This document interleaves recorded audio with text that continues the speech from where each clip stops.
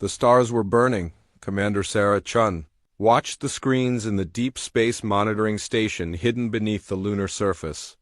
Each bright flash on her display meant another world had died. Another billion lives snuffed out in the endless war that had consumed the galaxy for 30 years. "Contact bearing 074, called out Lieutenant Martinez from his station. "Hegemony Battle Group, 12 ships." "They're heading for the Centauri system." Sarah nodded.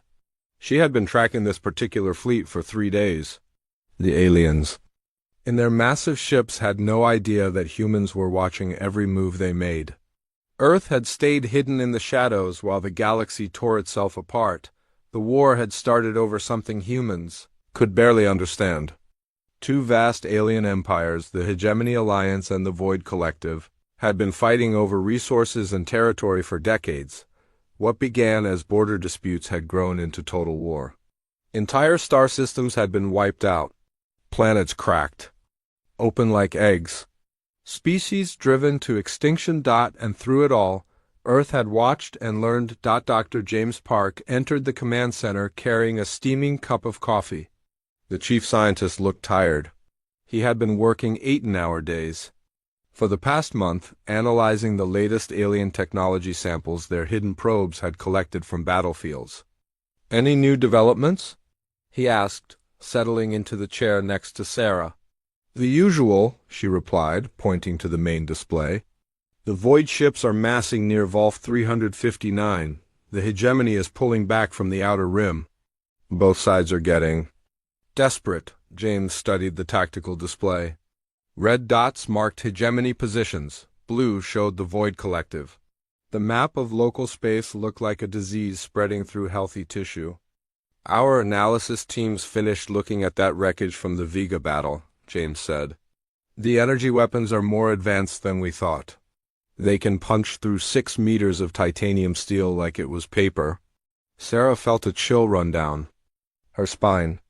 The aliens' casual destruction of entire worlds made humanity's nuclear weapons look like firecrackers.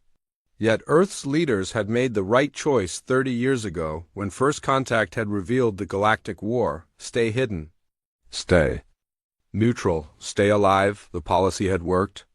Both alien factions had dismissed Earth as another primitive world. Their scans showed a planet with basic technology, chemical rockets, and radio signals. Nothing worth conquering. Nothing that could threaten them. They had no idea how wrong they were. In the decades since the war began, humanity had been busy. Deep space monitoring stations tracked every alien ship movement.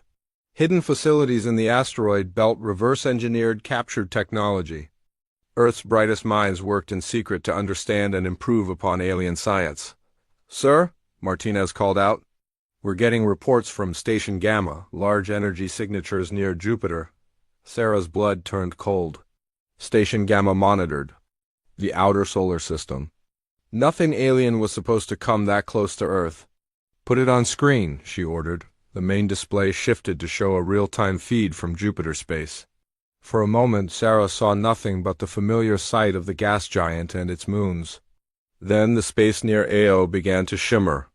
"Hyperspace emergence," James whispered. A massive ship appeared as if materializing from nothing. The vessel was over 2 kilometers long, bristling with weapon arrays and armor plating. Sarah recognized the design immediately from her databases. "Hegemony Dreadnought," she said. "What's it doing here?" Her question was answered seconds later when more ships dropped out of hyperspace. These were smaller, angular vessels painted in dark colors that seemed to absorb light. Void Collective hunters. "They're fighting," Martinez reported, his voice tight with tension. "The Hegemony ship is damaged. Hull breaches on multiple decks. The Void ships are closing in." Sarah watched in horror as the battle unfolded in Earth's backyard. Beams of pure energy lanced between the ships. The Hegemony Dreadnought fired back with weapons that turned space itself into a weapon. One of the Void hunters simply ceased to exist, vaporized in an instant, but the big ship was dying. Atmosphere vented from dozens of holes in its hull. Its engines flickered and went dark. The remaining Void ships circled like sharks, preparing to finish their prey. "Get me a secure line to Earth Command," Sarah ordered. Priority Alpha. Within minutes, she was connected to Admiral Harrison, the head of Earth's Secret Defense Forces. The old soldier listened grimly as Sarah reported the battle taking place near Jupiter. How close are they to our installations? He asked. Too close, Sarah replied. If they detect our monitoring stations, our cover is blown. And sir, there's something else. Long-range scans show debris heading toward the inner system. Some of it is on course for Europa.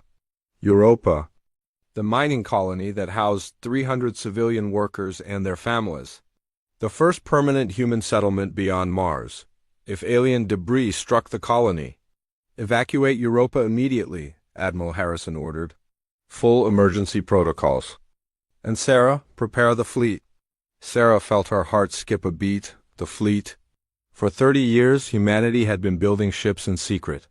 Vessels designed with everything they had learned from watching the aliens fight.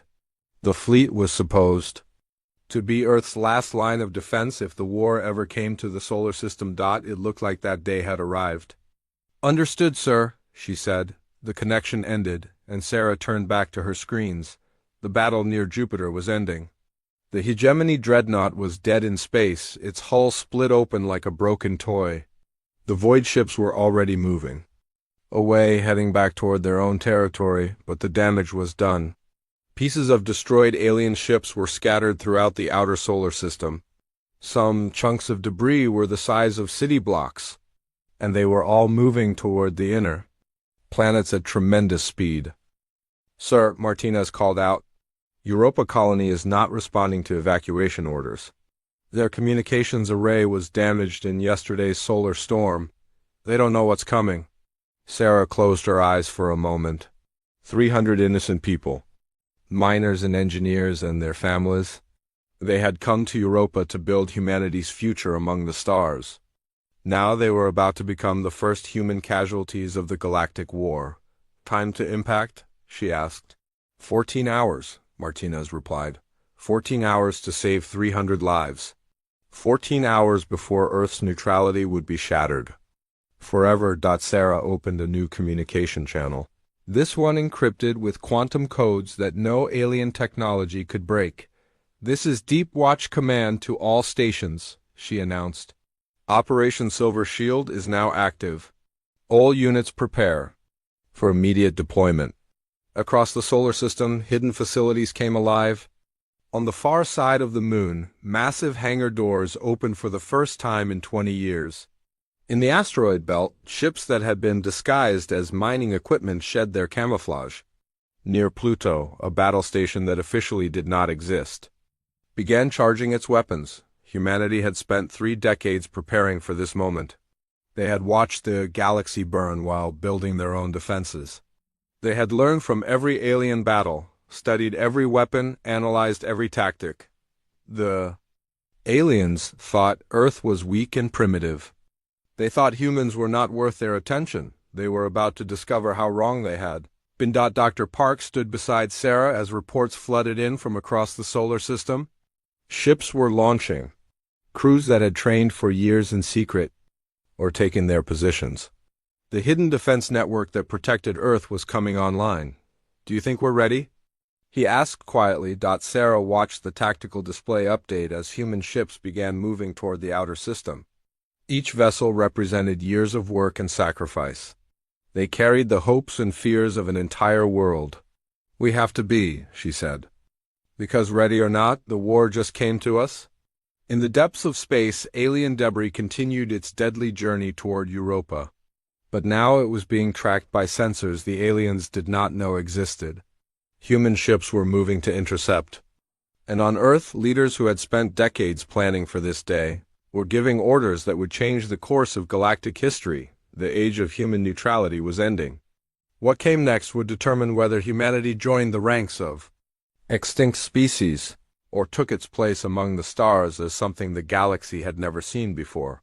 The Watchers were about to become warriors. The first human ship to reveal itself was the Terra's shield. Captain Maria Santos watched the massive piece of alien debris spinning toward Europa through her ship's main viewer. The chunk of metal and exotic materials was the size of a football. stadium and moving at 30,000 kilometers per hour. If it hit the mining colony, 300 people would die in an instant. Distance to target? She asked her weapons officer.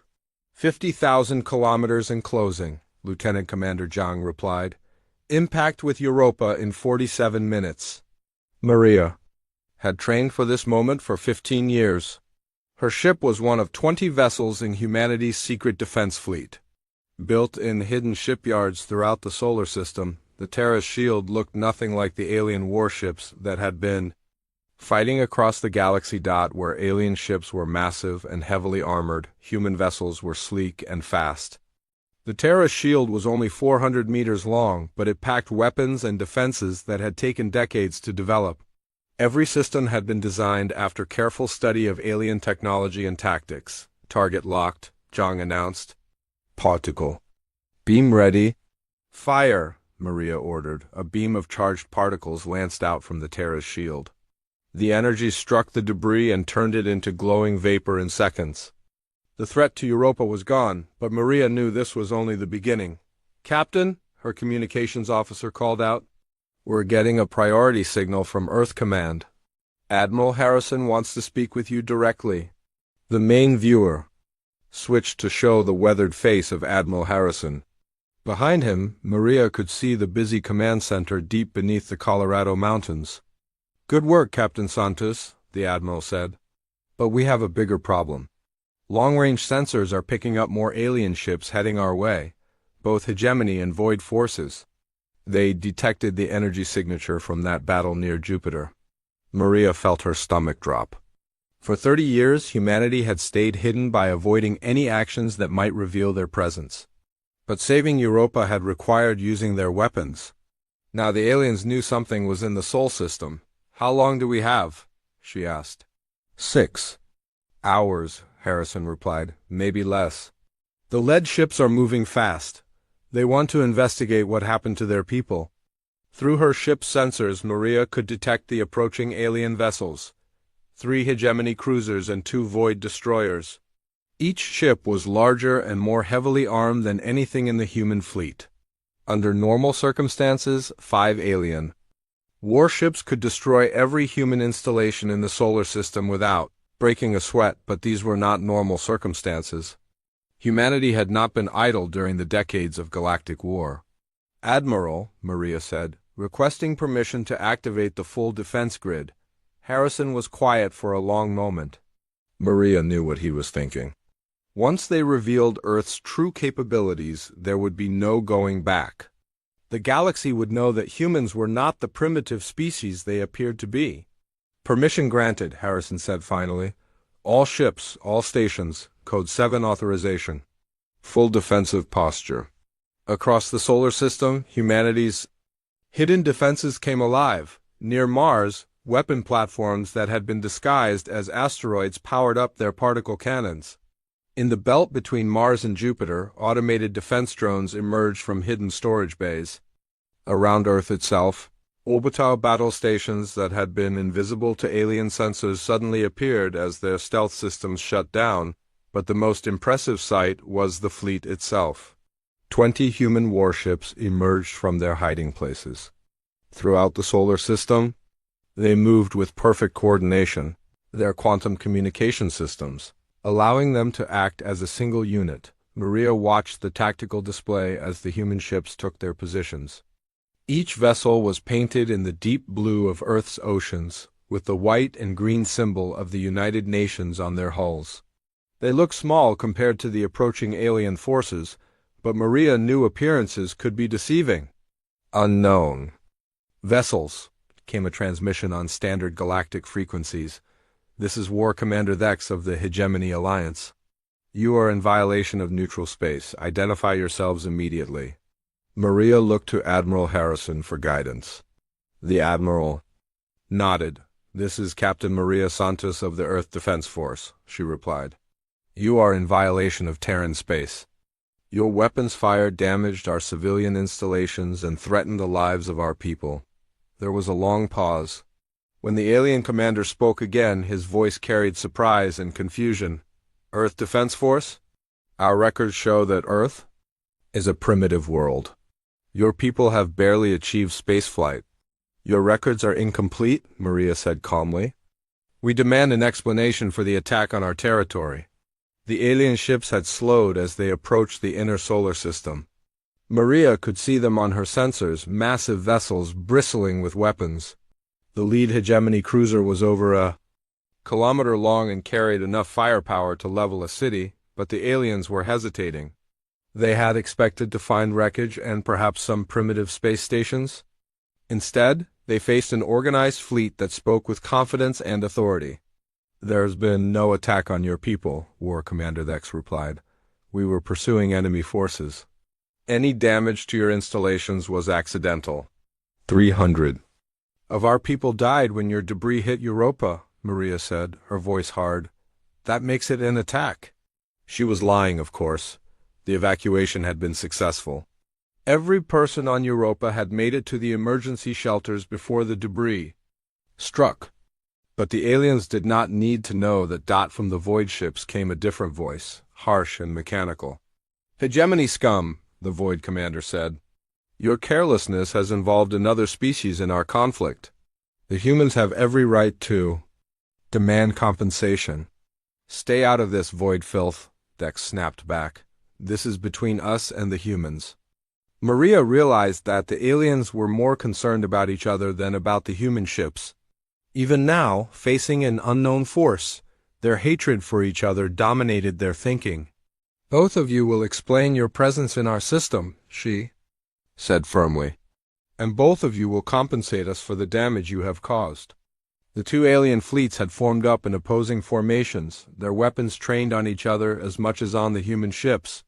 Maria could see the tension building. These forces had been fighting each other for so long that they could barely resist. The urge to attack.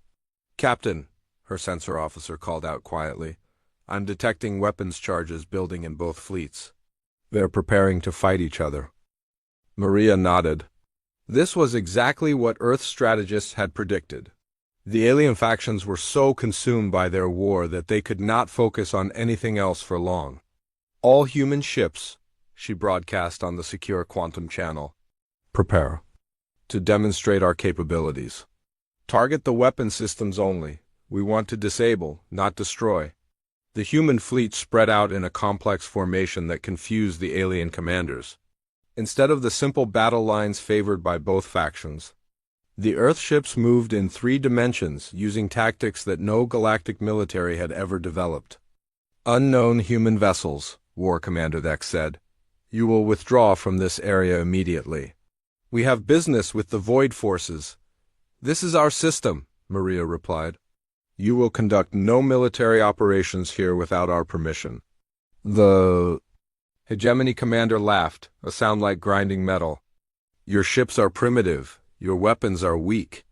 You cannot threaten us. Are you sure about that? Maria asked it. She gave the signal. 20 human ships fired simultaneously. But instead of the energy beams or missiles the aliens expected, they used weapons based on principles no galactic civilization had developed. Quantum disruptors that passed through alien shields as if they did not exist. Gravity pulse cannons that twisted space itself into a weapon. The effect was immediate and devastating. Every weapon system on every alien ship simply stopped working. Their shields collapsed. Their engines went dead.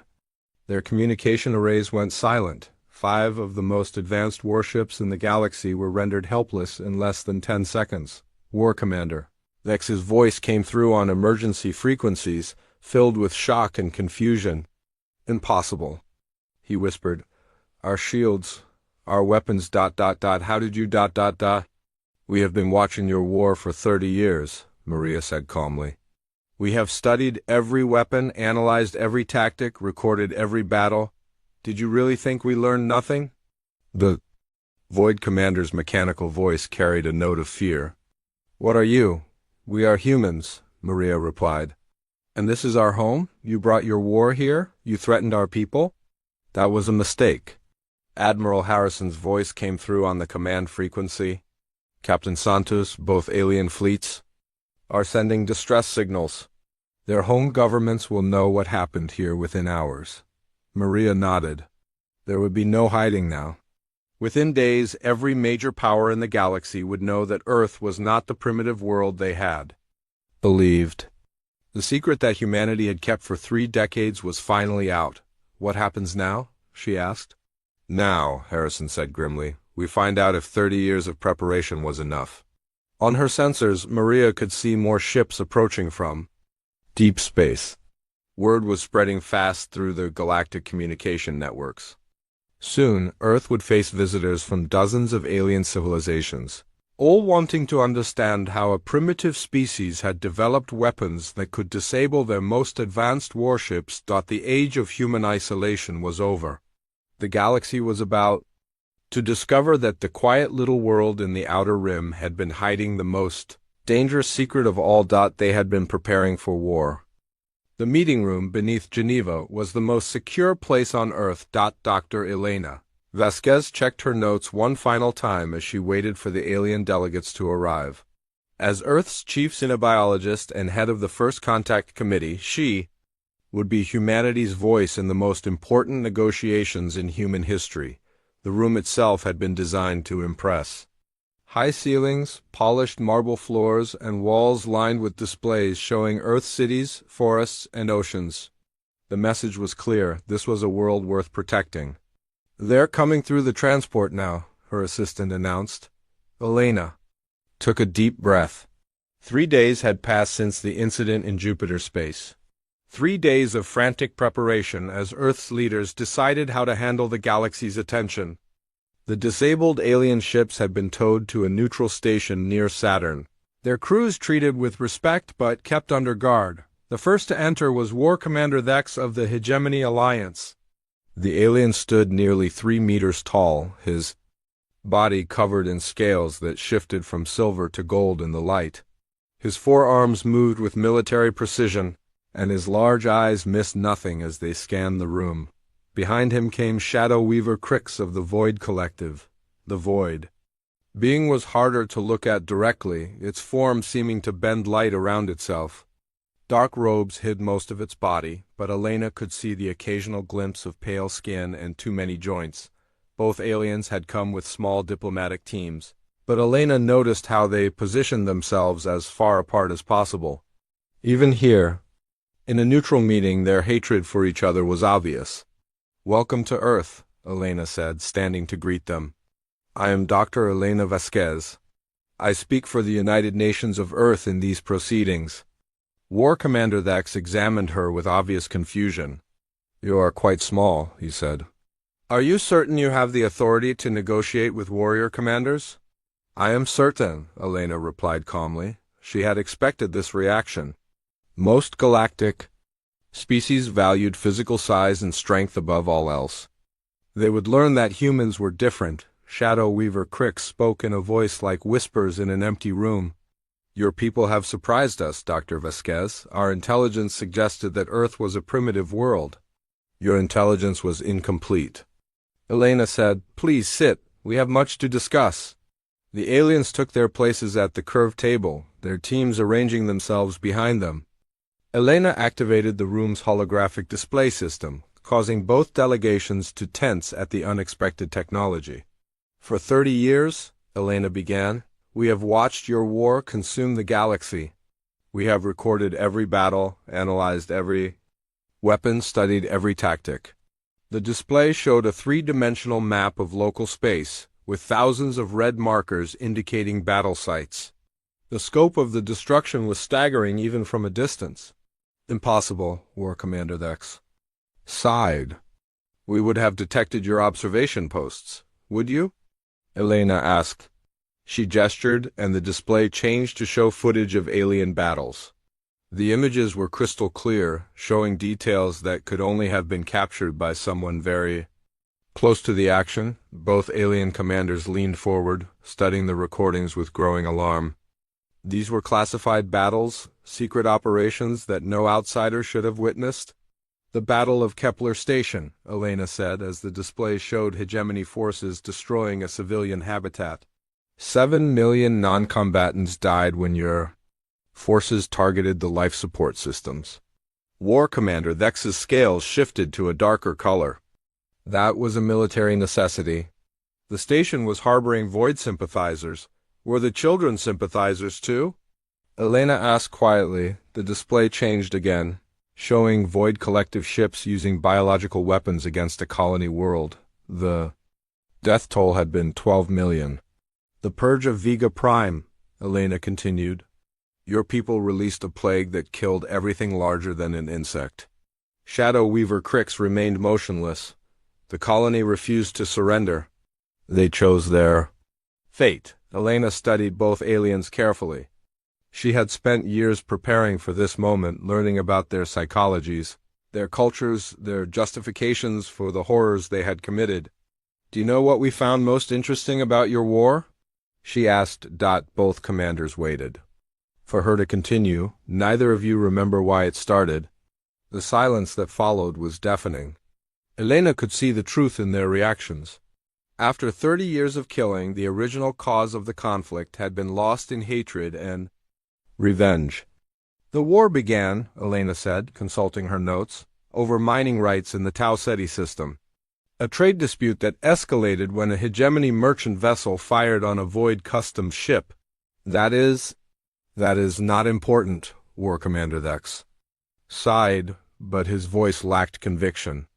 Billions of lives, Elena continued, hundreds of worlds, entire species driven to extinction.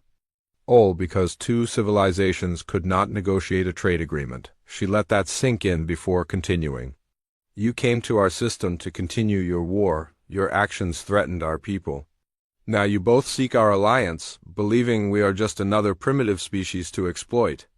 Elena stood and walked to the display controls. The hologram changed to show Earth cities, teeming with life and activity. Let me be clear about something, she said. Earth has no interest in your war. We do not care about your trade disputes or your territorial claims. We care about the innocent beings caught in the crossfire. War Commander Thex leaned forward aggressively. You cannot remain neutral forever. The galaxy is divided. You must choose a side. Must we? Elena asked. She activated another display, this one showing the current positions of all alien forces in local space. We count 47 different species actively fighting in your war. How many of them chose their side freely? Shadow Weaver Crix shifted in its chair. Many species have joined us willingly. After you conquered their homeworlds, Elena said. After you gave them the choice between service and extinction. The alien delegations began to look uncomfortable. They were used to negotiations with species that feared them, that begged for mercy or sought to join the winning side. Elena showed no such fear. We have a different proposal, she said. The display changed again, showing a detailed map of the Sol system. But now it revealed the true extent of Earth's defenses. Orbital platforms, hidden bases, patrol routes for dozens of ships. This is our space, Elena said.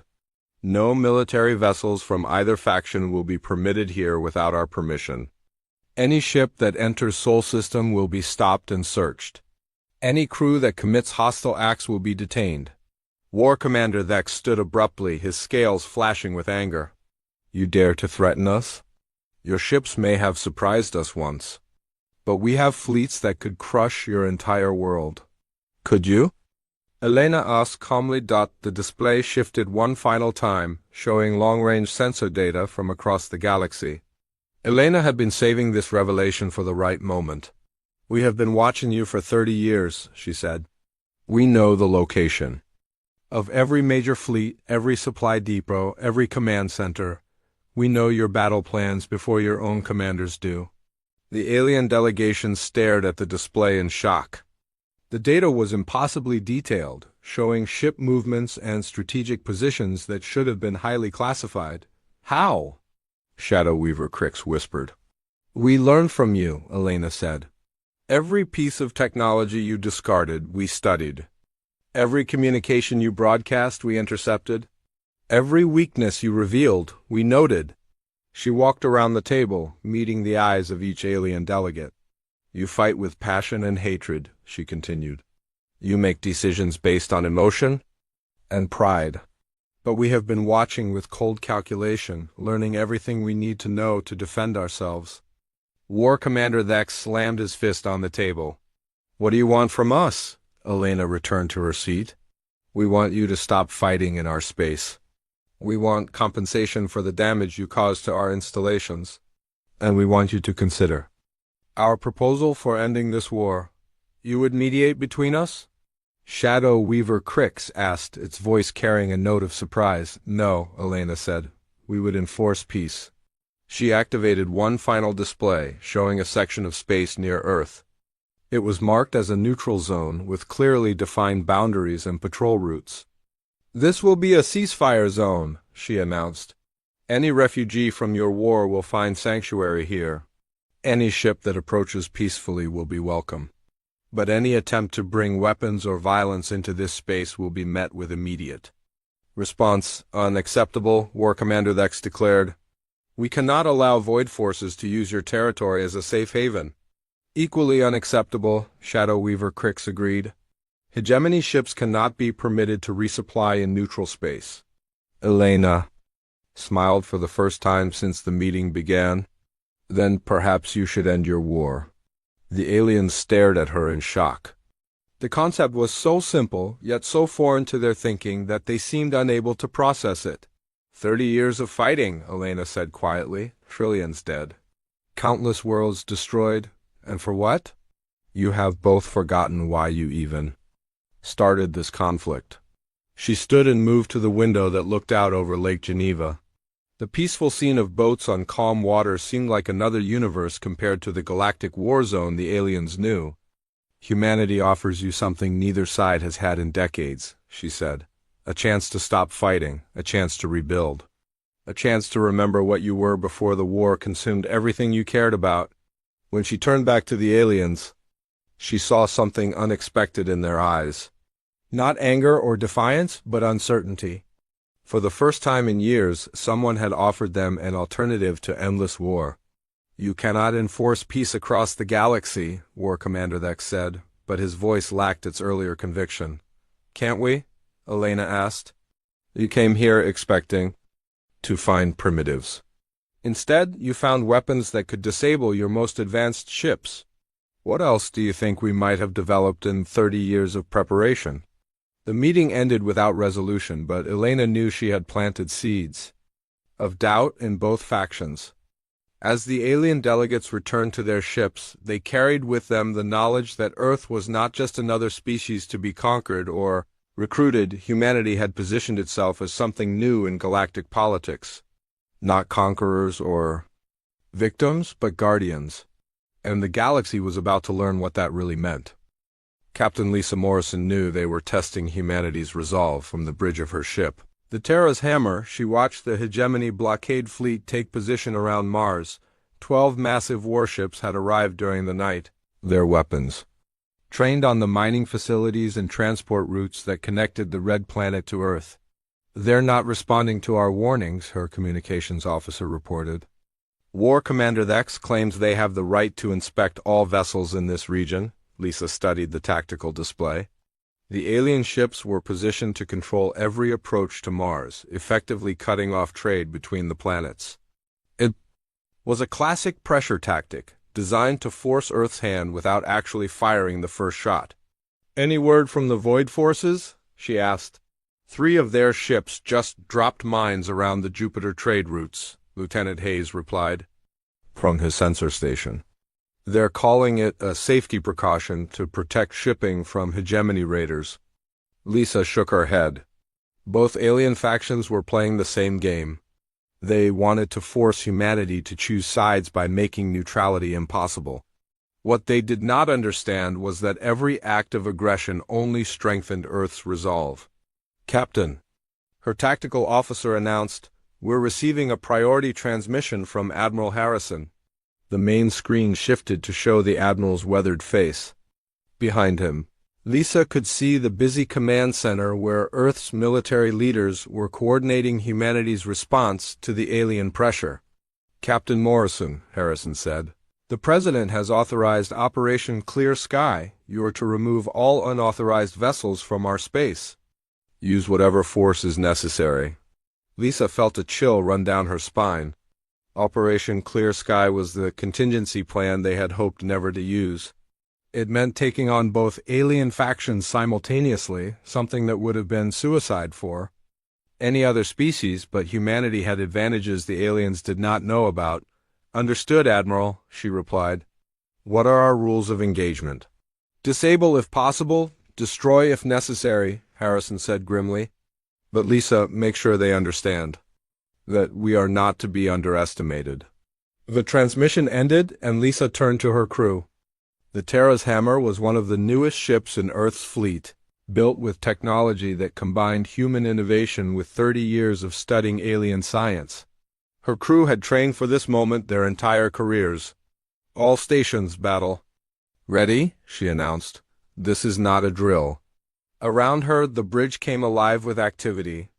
Weapon systems powered up, shields activated, and the ship's quantum communication array linked them instantly with every other human vessel in the solar system. Lisa opened a channel to the Hegemony blockade fleet. War Commander Thex, she said. This is Captain Morrison of the Earth Defense Force. You have 30 minutes to withdraw from Martian space. The alien commander's reply came quickly, his voice filled with amusement. Captain Morrison, you have one small ship.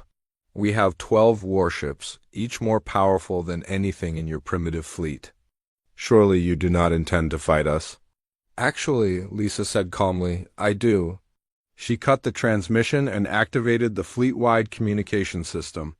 Across the solar system, 20 human ships received her signal simultaneously. All vessels. This is Terra's Hammer, she announced. Execute Clear Sky. Target the blockade fleet. What happened next would have been impossible using conventional tactics. Instead of converging on the alien ships, the human fleet attacked from multiple directions at once. Ships that had been hidden throughout the asteroid belt suddenly appeared behind the Hegemony formation. Others emerged from the shadow of Mars's moons, but the most shocking surprise was the planet itself. Mars had been humanity's first major colony, established 50 years earlier as a mining and research outpost. What the aliens did not know was that the entire planet had been turned into a fortress during the decades of galactic war, hidden beneath. The red dust were weapon emplacements that had been disguised as geological formations. The polar ice caps concealed massive shield generators. Even the orbital stations that appeared to be simple mining platforms were actually battle stations in disguise. Target locked, her weapons officer announced. Fire, Lisa ordered. The first salvo from the human fleet caught the Hegemony ships. Completely off guard. Instead of the energy weapons they expected, the Earthships used gravity distortion cannons that twisted space itself into a weapon. The alien shields, designed to deflect particle beams and plasma bursts, were useless against attacks that bypassed physical barriers entirely. War Commander Thex's flagship shuddered as its engines went offline. Around it, the other Hegemony. Ships found themselves unable to maneuver as human gravity weapons locked them in place. Impossible, Thex's voice crackled over the communication channels. Our sensors show no weapon signatures. How are you doing this? Lisa smiled grimly. The gravity weapons were one of humanity's greatest innovations, developed by studying the way black holes affected spacetime. The aliens had never encountered anything like them because they required a deep understanding of physics that most species never developed. Surrender your ships, she broadcast to the alien fleet. This is your only warning. But the Hegemony commander was too proud to give up without a fight. His ships began returning fire, their massive energy cannons lighting up space with deadly brilliance. The human response was swift and devastating. Instead of trying to match the aliens' firepower, Earth's ships used their superior speed and coordination to strike from unexpected angles. They moved like a school of fish, each vessel knowing exactly where the others would be without any visible communication. Within minutes, half the Hegemony blockade was disabled. The remaining ships found themselves surrounded by human vessels that seemed to appear and disappear at will. How are they moving so fast? One of the alien commanders demanded over an open channel. The answer was another human innovation. While the aliens used subspace radio for communication, which had a slight delay even at the speed of light, humanity had developed quantum entanglement communicators. Each ship's computer was linked to every other ship instantaneously, allowing them to coordinate with perfect precision. "War Commander," Lisa called out to the lead hegemony ship. "Your options are surrender or destruction. Choose quickly." Before Vex could respond, new contacts appeared on the sensors. The Void Collective fleet that had been mining the Jupiter routes was approaching at maximum speed. "Hegemony scum," came the mechanical voice of Shadow Weaver Crix. "Your defeat brings us great pleasure. Perhaps now you will learn respect for superior forces." Lisa realized that the Void Commander had misunderstood the situation. Seeing the hegemony ships disabled, he assumed that humanity was allied with the collective. "Shadow Weaver Crix," Lisa said, "you are also in violation of our space.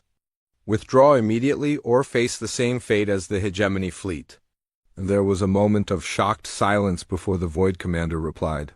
"You dare threaten us as well? We came to assist you against our common enemy." "You came to exploit the situation," Lisa corrected. "We have no common enemies. We have no allies in your war. We want all of you out of our space." The Void ships had moved into weapons range, their dark hulls bristling with the exotic energy weapons they favored. These vessels were smaller than the hegemony ships but more maneuverable, designed for hit-and-run attacks. "You have made a grave error," Shadow Weaver Crix said. "We offered you partnership. Now you will learn the cost of refusing the collective." The Void ships attacked without further warning, their weapon systems charging with the distinctive whine of antimatter containment fields. But they found the same thing the hegemony had discovered: human defenses were unlike anything they had encountered. Lisa's ship fired its quantum disruptors, weapons that operated on principles the aliens had never imagined. Instead of destroying matter, they disrupted the fundamental forces that held atoms together. Void ships that were hip simply fell apart at the molecular level, their crews safely contained in emergency pods as their vessels ceased to exist. "Target their engines only," Lisa ordered her weapons officer. "We want prisoners, not casualties." The battle that followed was unlike anything in galactic history. Two of the most advanced alien fleets, representing civilizations that had fought for decades, were systematically disabled by a species they had dismissed as primitive. The human ships moved with a coordination that seemed impossible. They anticipated every alien tactic, countered every strategy, and responded to every threat with weapons that bypassed every known defense. Within an hour, both alien fleets were dead in space, their crews contained in emergency shelters, while human ships moved in to secure the disabled vessels. Lisa opened a channel to both alien commanders simultaneously. "This is Captain Morrison," she said. "Your fleets are captured. Your crews are safe, but will remain in our custody until this situation is resolved." War Commander Vex's voice carried a note of defeat. "How? Our ships are the finest in the galaxy. Our weapons can crack planets. How did you defeat us so easily?" "You fight the way you have always fought," Lisa replied. "With brute force and outdated tactics. We fight with our minds." Shadow Weaver Crix made a sound like static interference. "This is impossible. No single species can stand against both our fleets." "You're right," Lisa said. "No single species in your galaxy could do this." "But we are not from your galaxies. Civilization. We developed independently, without your limitations." She activated her ship's holographic display system, broadcasting the signal to both alien fleets. The image showed Earth's solar system as it really was, not the primitive outpost the aliens had believed, but a fortress that had been prepared for decades. "You see weapons and think of destruction," Lisa continued. "You see enemies and think of conquest. But we see problems and think of solutions. We spent 30 years solving the problem of your war." Admiral Harrison's voice came over the secure channel. "Captain, we're detecting massive fleet movements throughout local space. Word is spreading fast. Every major power in the galaxy is sending ships to investigate." Lisa nodded. She had expected this. The defeat of both hegemony and void forces by an unknown species would send shockwaves throughout galactic civilization. How many ships? She asked. Conservative estimate? 200 vessels from 15 different species. They'll be here within the week. Lisa looked at the disabled alien ships floating in space around her. Two of the most powerful fleets in the galaxy. Defeated without a single human casualty. It was an impressive demonstration, but she knew it was only the beginning. The galaxy was about to learn that the quiet little world in the outer rim had developed something far more dangerous than advanced weapons. They had developed the ability to think differently, and that was going to change everything. The greatest fleet in galactic history hung in space above Earth. Admiral Marcus Rodriguez stood in the command center buried deep beneath the Cheyenne Mountains, watching the tactical display that showed 200 alien warships from 15 different species. They had come to investigate the rumors of a primitive world that had somehow defeated both hegemony and void forces. They had found something far more terrifying than they expected. Admiral, his communications officer reported, we're receiving surrender demands from 12 different species. They all claim authority over this sector. Marcus almost smiled at the irony. The galaxy's greatest powers had rushed to Earth expecting to find easy prey. Instead, they found themselves facing a mystery that challenged everything they thought they knew about warfare. Any response from our diplomatic channels? He asked. Dr. Vasquez reports that the alien ambassadors are demanding immediate explanations. They want to know how we developed our technology and whether we represent a threat to galactic stability, Marcus nodded. The aliens were afraid, though they would never admit it. For the first time in their history, they faced a species that had developed outside their understanding. Sir, the sensor officer called out, the lead hegemony vessel is moving toward Earth. Admiral Corvex himself is aboard.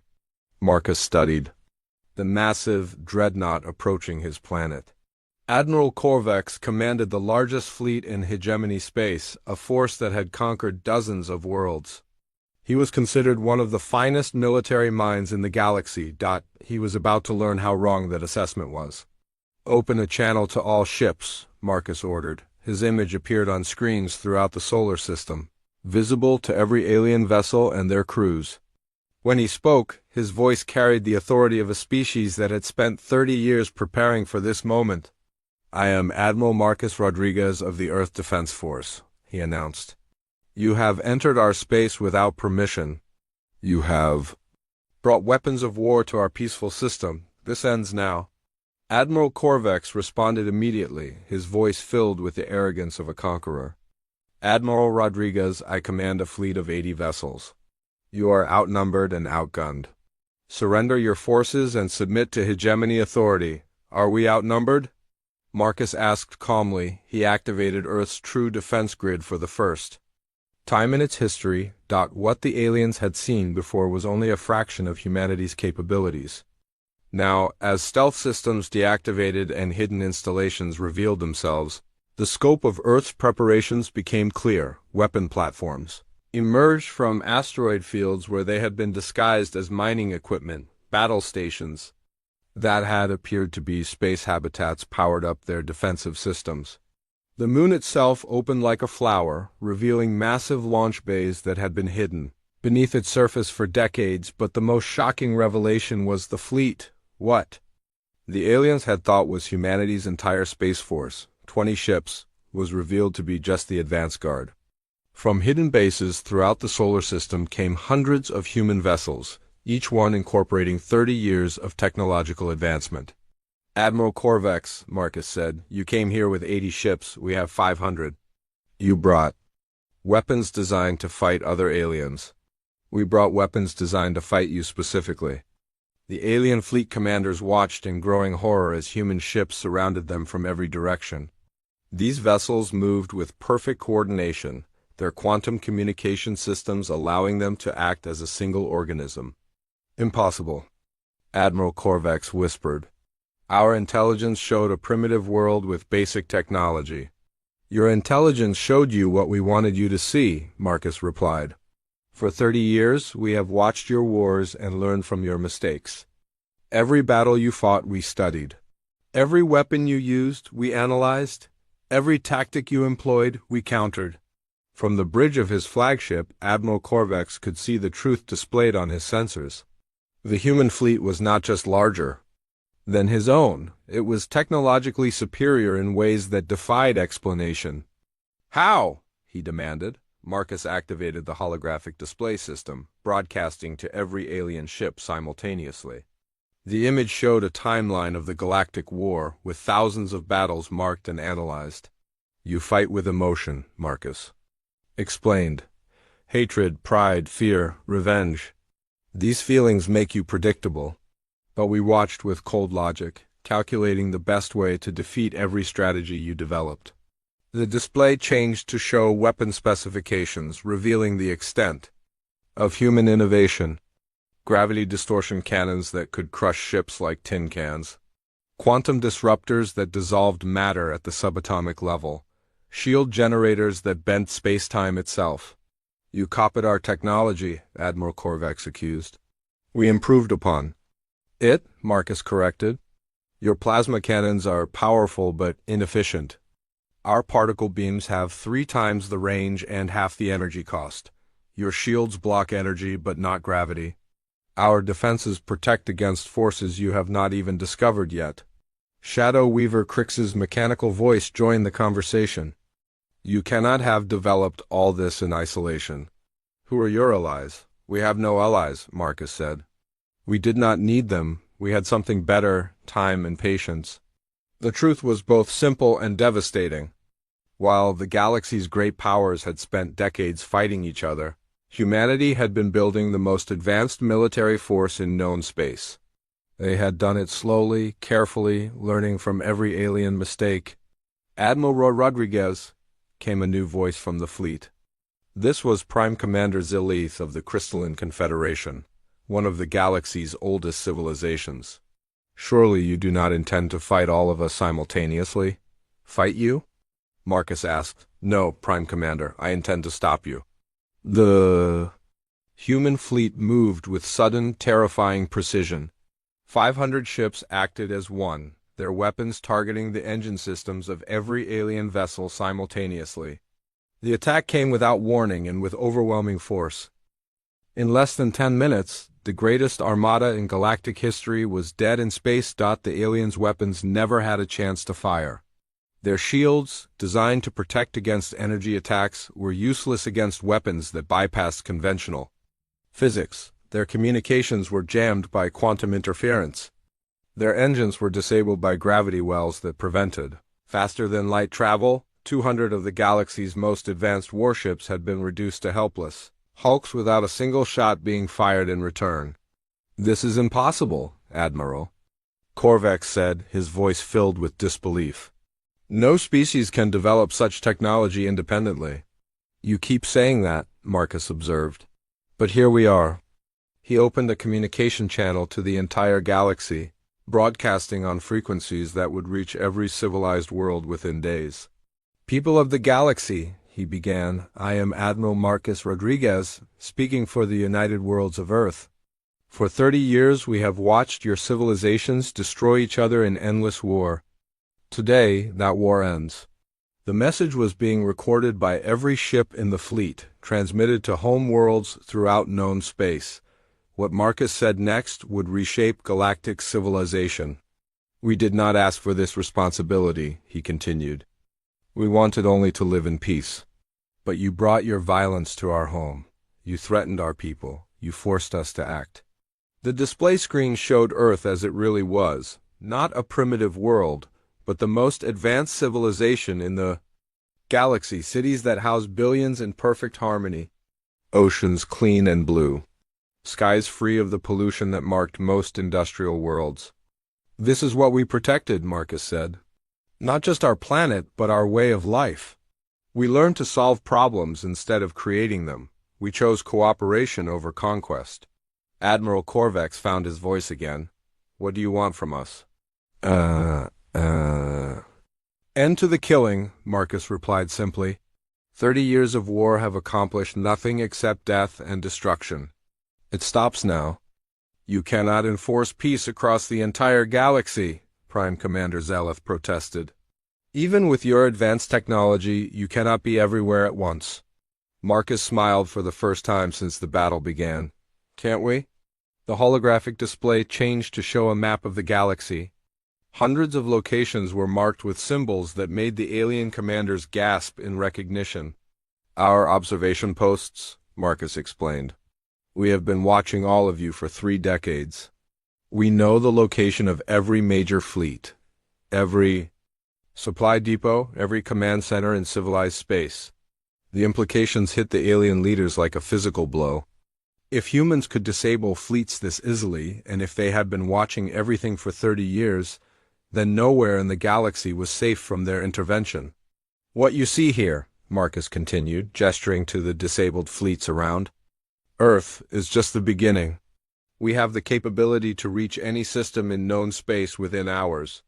Any commander who continues this war will find their ships disabled and their crews in protective custody. Shadow Weaver Crix made a sound, like breaking glass.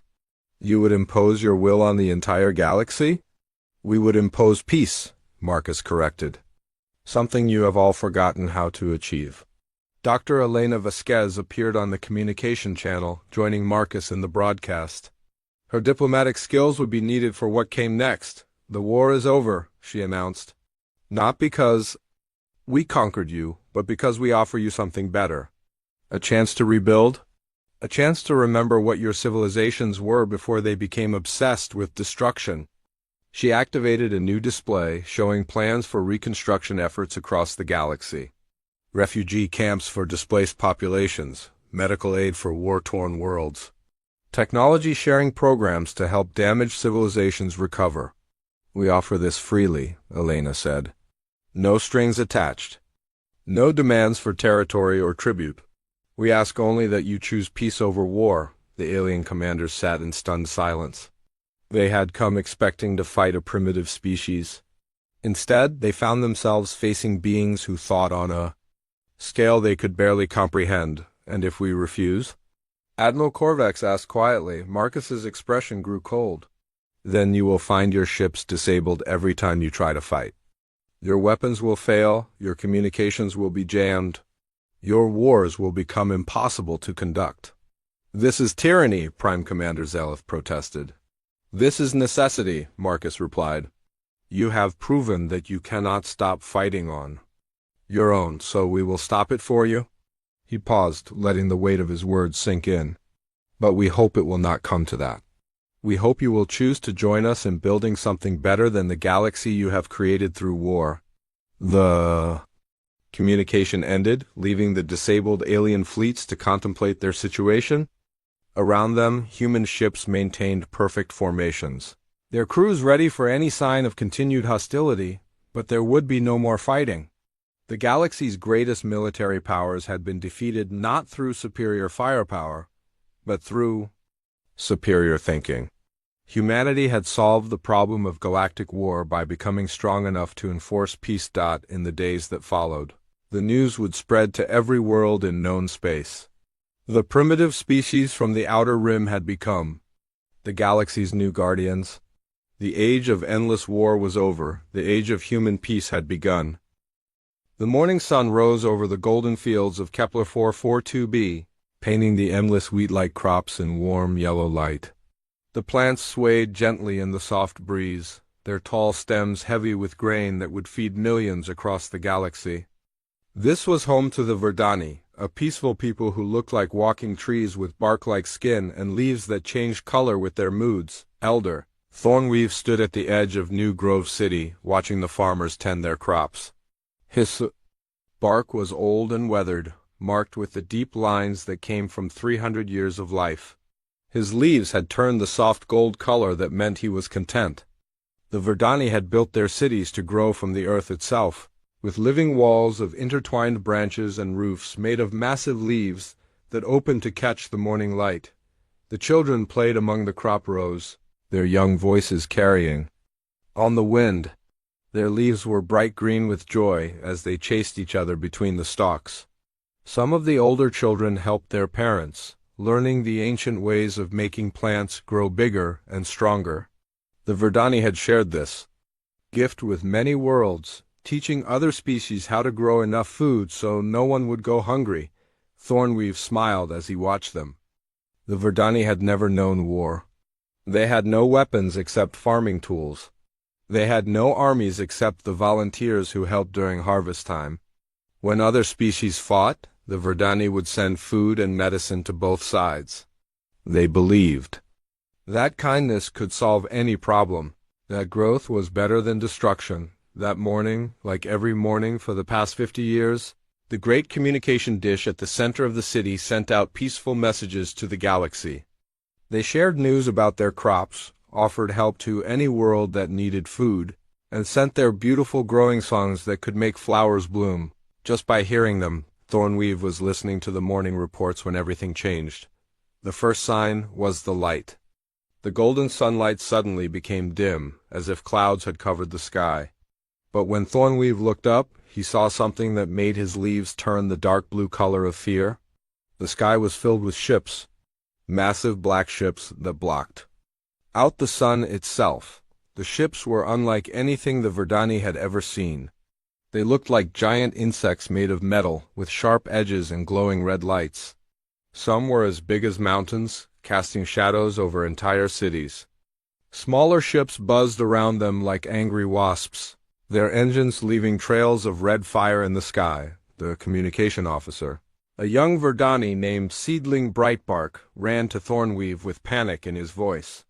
His leaves had turned completely black with terror. "Elder, we are receiving signals from the ships. They demand our immediate surrender." Thornweave felt his own leaves darkening. "What do they want?" "They call themselves the Scarf Dominion. They say this world now belongs to them. All Verdani are to report to collection points for work assignment." The words made no sense to Thornweave. Work assignment? The Verdani worked because they loved to grow things, not because someone forced them. "Send a reply," he said. "Tell them we are a peaceful people. Ask them what they need. Perhaps we can grow it for them." Brightbark's voice shook as he sent the message. The reply came back in seconds, spoken in a harsh voice that sounded like grinding metal. "Peaceful species are weak species. You will work in our mines or you will die. You have 1 hour to begin surrender." Across the world, similar messages were being received in every city. The Scarf ships began to descend from orbit, landing in the great fields and crushing the crops under their massive weight. The ships opened like metal flowers, and from inside came the Scarf themselves. They were horrible to look at.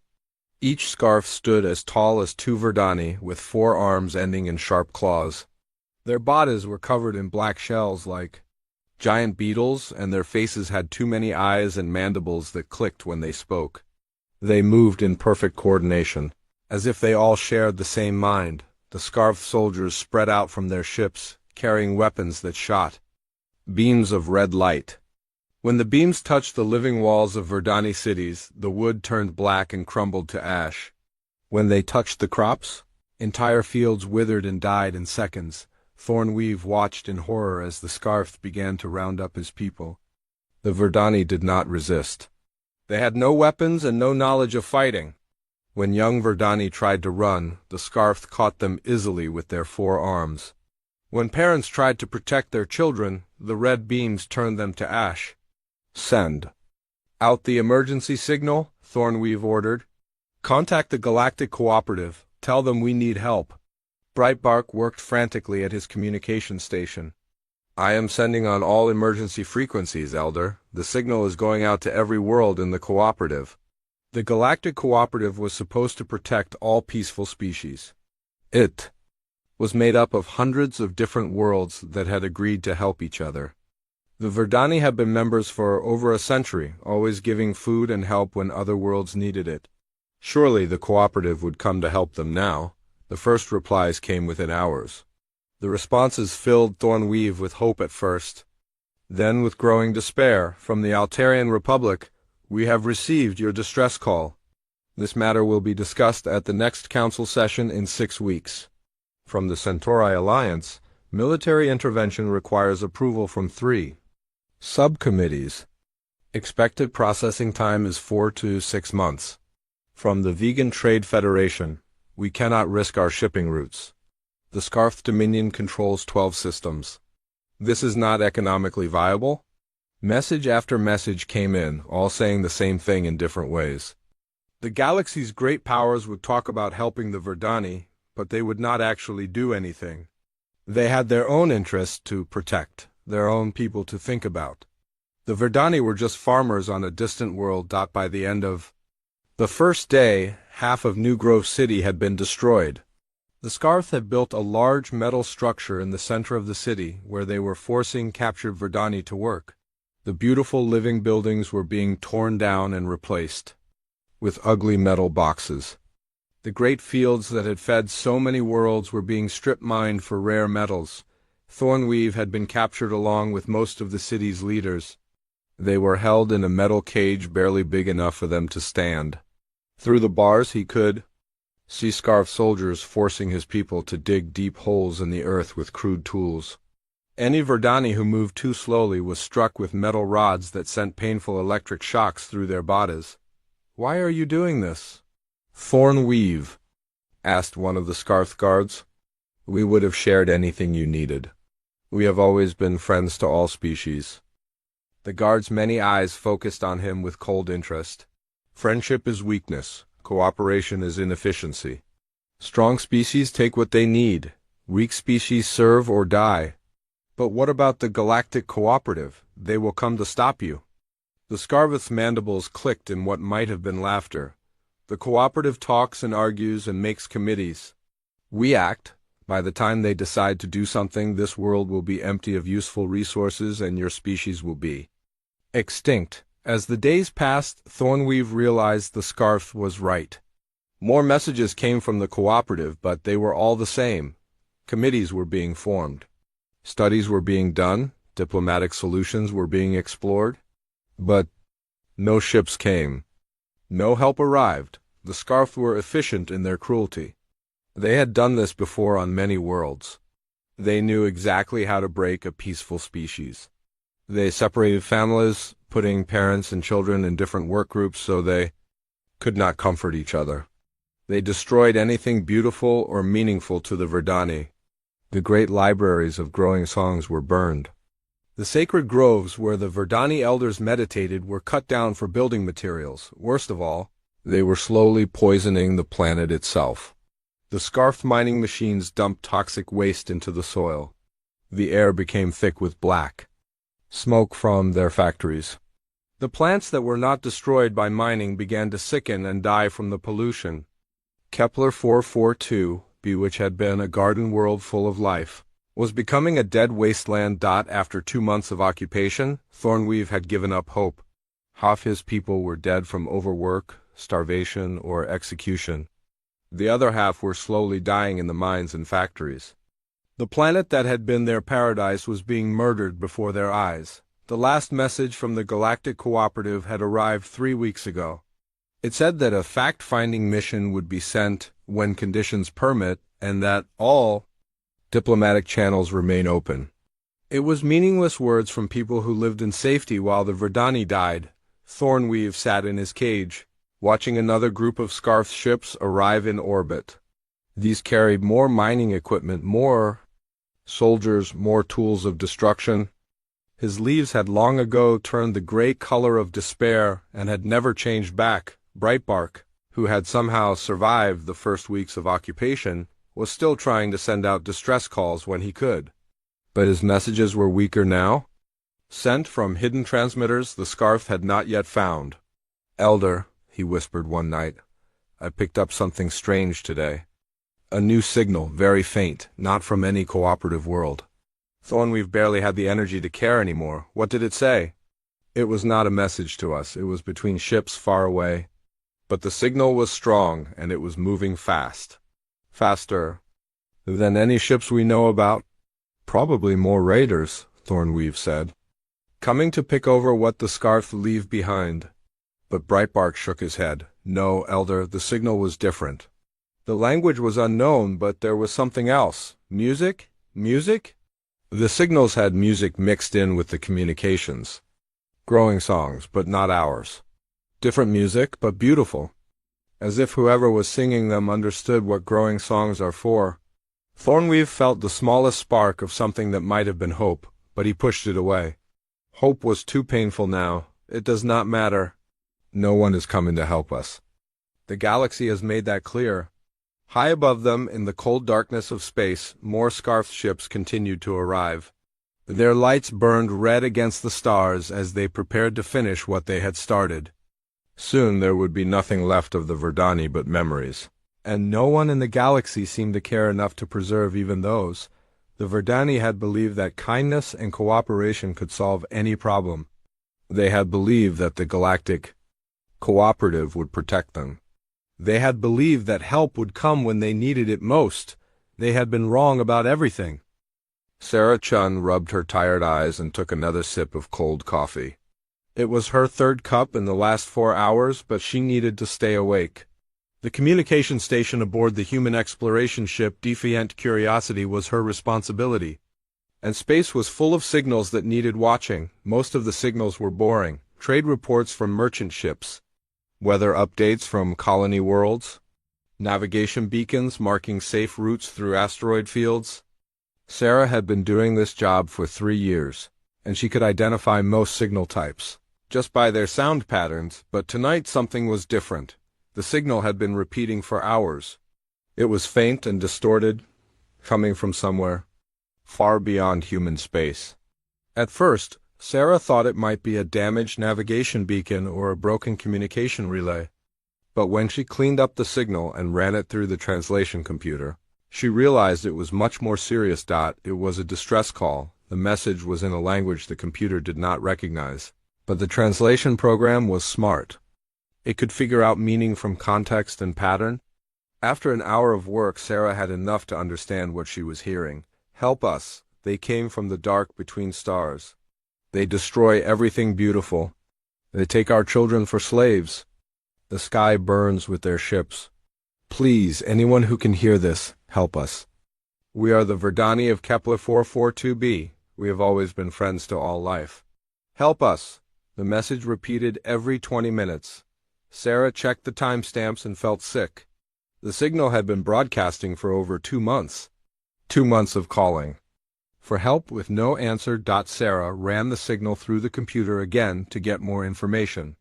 The Verdani were a peaceful plant-like species. Their world was rich in rare metals and perfect for growing food. They had been members of the Galactic Cooperative for over 100 years and had never been in a war. The attackers were called the Scarfed Dominion. Sarah had heard that name before in intelligence reports. They were raiders who moved from system to system, taking everything useful and leaving nothing alive. They had destroyed dozens of worlds in the last 50 years. Captain Rivera should see this, Sarah said to herself.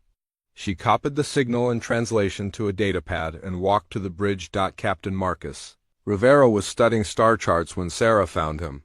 He was a man in his 50s with gray hair and tired eyes. He had been exploring space for 20 years, longer than almost any other human. His ship was small and old, but his crew trusted him completely. Captain, I need to show you something, Sarah said. Rivera looked up from his charts. What is it, Chun? Sarah handed him the datapad. Distress signal from a planet called Kepler 442b. They are under attack by something called the Scarfed Dominion. Rivera read the translation carefully. His face grew dark as he understood what had happened. How long has this signal been broadcasting? 2 months, sir, and there is more. I checked the Galactic Cooperative Communication Networks. They received the same signal. Multiple distress calls over the past 2 months. What was their response? Sarah felt angry just thinking about it. Committee meetings, diplomatic studies, risk assessments. They talked about it for weeks, but never sent any help. Rivera was quiet for a long moment. He had dealt with the Galactic Cooperative before. They were good at talking and making rules, but they moved very slowly when real action was needed. By the time they decided to do something, it was usually too late. Where is this planet? Rivera asked. Sarah called up a star map on the bridge display.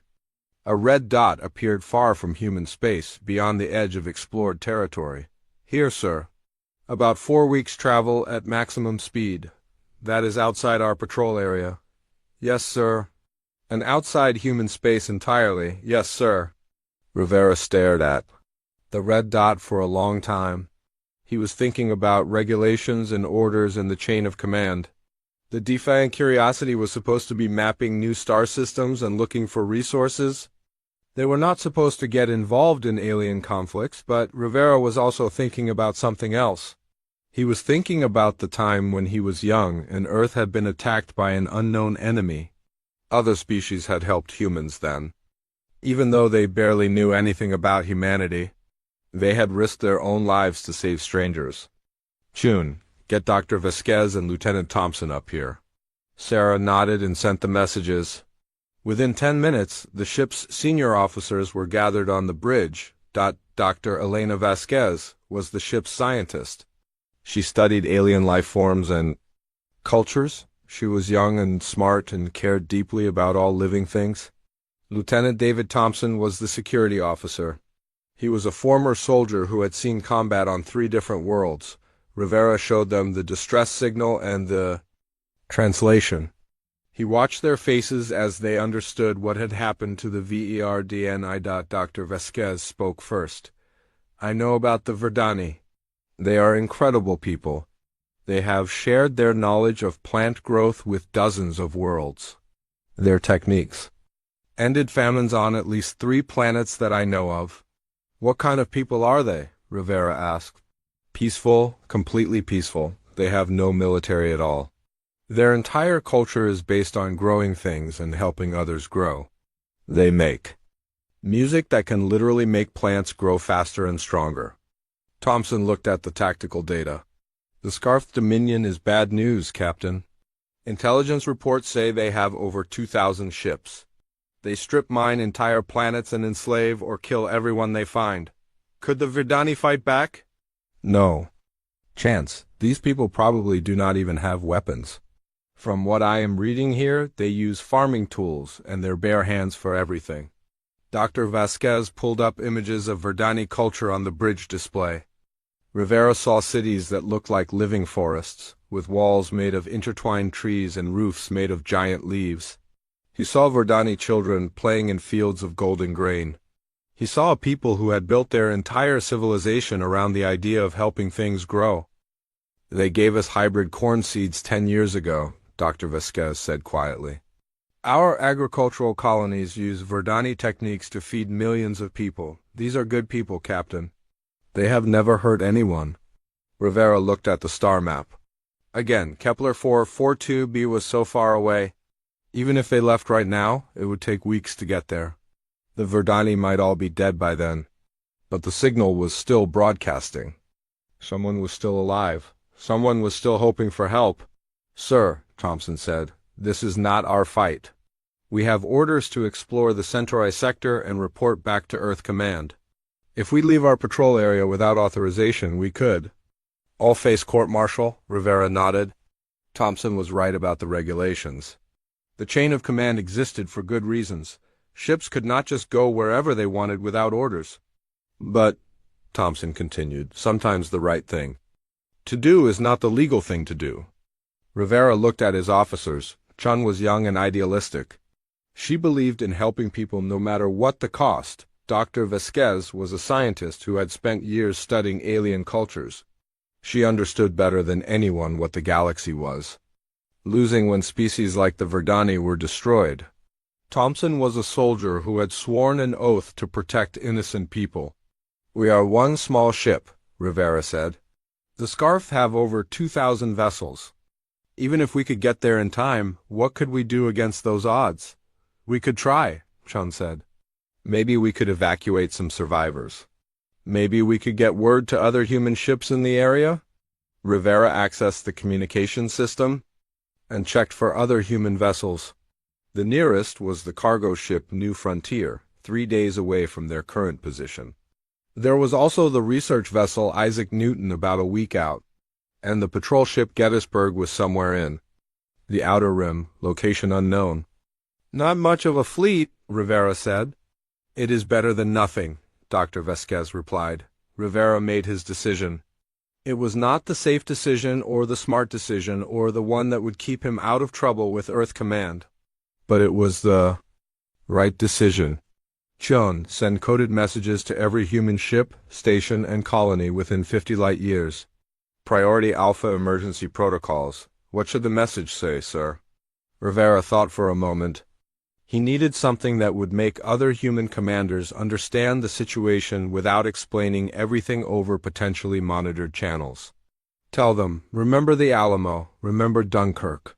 Remember that sometimes the right thing to do is the hardest thing to do. Coordinates follow. The references would be clear to any human commander. The Alamo, where a small group of fighters held out against impossible odds to buy time for others. Dunkirk, where every available ship had joined a rescue mission to save soldiers trapped on a beach. Both were times when ordinary people had done extraordinary things because it was right. Sir, Thompson said, if we do this, there is no going back. Earth Command will want explanations. Then we better make sure we have a good story to tell them, Rivera replied. Chin worked at her station, sending the coded messages across human space. The signals would take time to reach their destinations and more time for ships to respond. But Rivera hoped that other humans would understand what needed to be done. Dr. Vasquez, I want you to prepare everything we know about the scarf. Tactics, technology, weaknesses if we can find any. If we are going to do this, we need to be smart about it. Thompson, check our weapons and defensive systems. I know we are not a warship, but we have some firepower. June, keep monitoring. That distress signal. If it stops broadcasting, we need to know immediately. The Defiant Curiosity changed course, turning away from its assigned patrol route and heading toward Kepler 442B. Ship's engines pushed harder than they had in months, racing across the darkness between stars. Rivera knew he was taking a huge risk. He was disobeying direct orders and potentially starting a war between humanity and the Scarf Dominion. His career would be over if this went wrong. His crew could be court-martialed. The ship could be destroyed. But he also knew something else. Humanity was still new to the galaxy. Most alien species saw humans as primitive and violent. They tolerated human presence in space but did not really respect them. This could be a chance to show the galaxy what humans were really like. Not primitive warriors, but people who would risk everything to help strangers in need. Over the next 3 days, responses began to come in from other human ships. The cargo hauler New Frontier changed course to join them.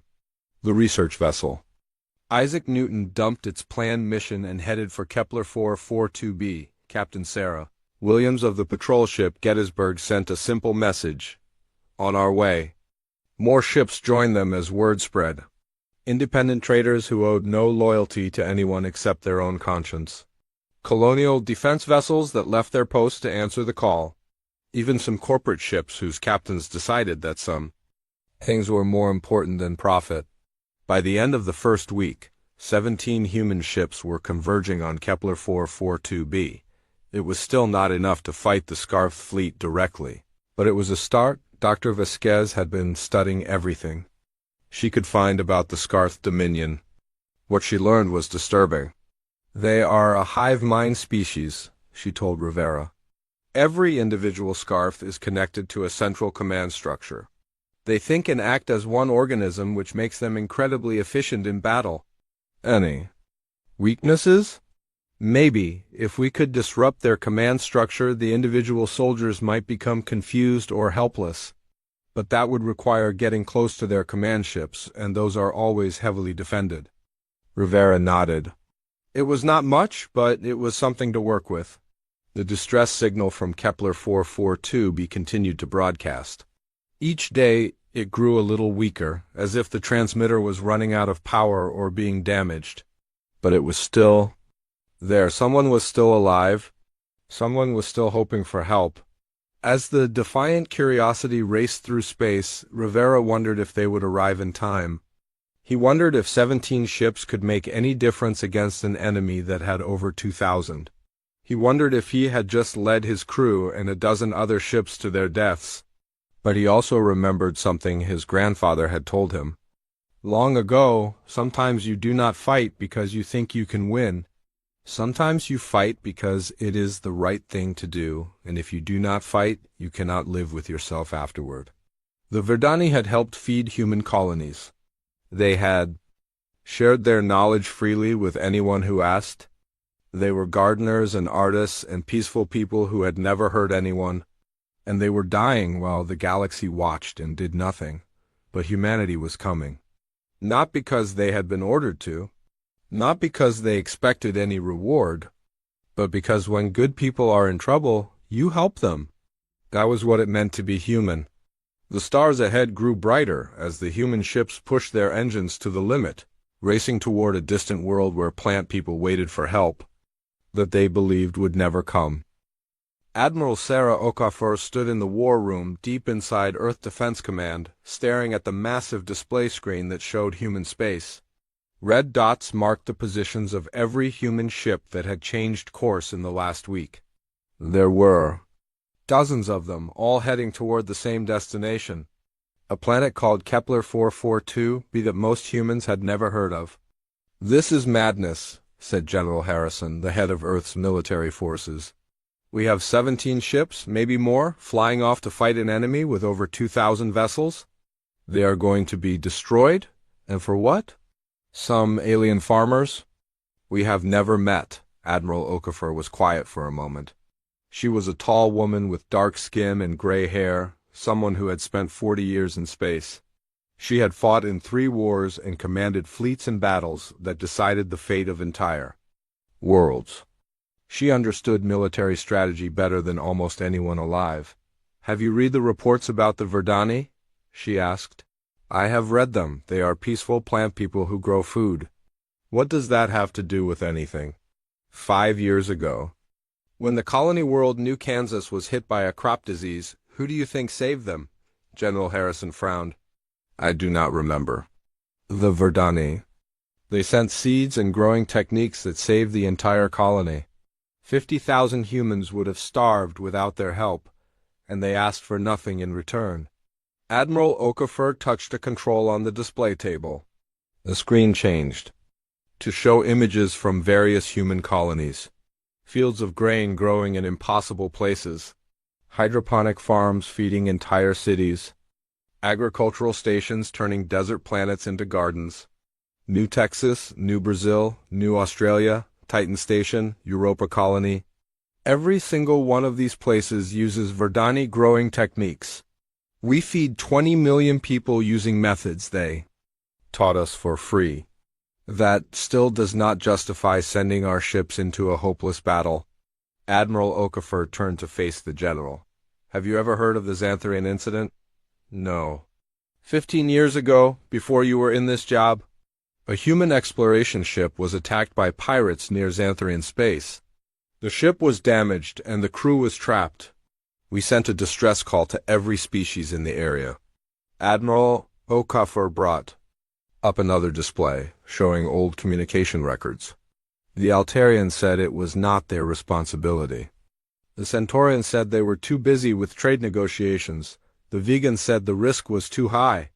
12 different species had ships close enough to help, and every one of them found a reason to do nothing. What happened? 43. Humans died while the galaxy's civilized species debated whether it was worth the trouble to save them. The survivors were rescued eventually, but it took 6 weeks and most of them never fully recovered. General Harrison was beginning to understand. "You think this is our chance to be different. I think this is our chance to show the galaxy what humans are really like. When good people are in trouble, we help them. We do not form committees or study the problem for months. We act." The communication station buzzed with an incoming priority message. The operator, a young lieutenant named Brooks, looked up with surprise. "Admiral, we are receiving messages from across human space. Ship captains are requesting permission to join the Kepler mission." "How many ships?" Lieutenant Brooks checked his screen. 87 so far, ma'am. And the number is growing every hour. Admiral Okafor felt something she had not felt in years. Pride, pure, simple pride in the species she served.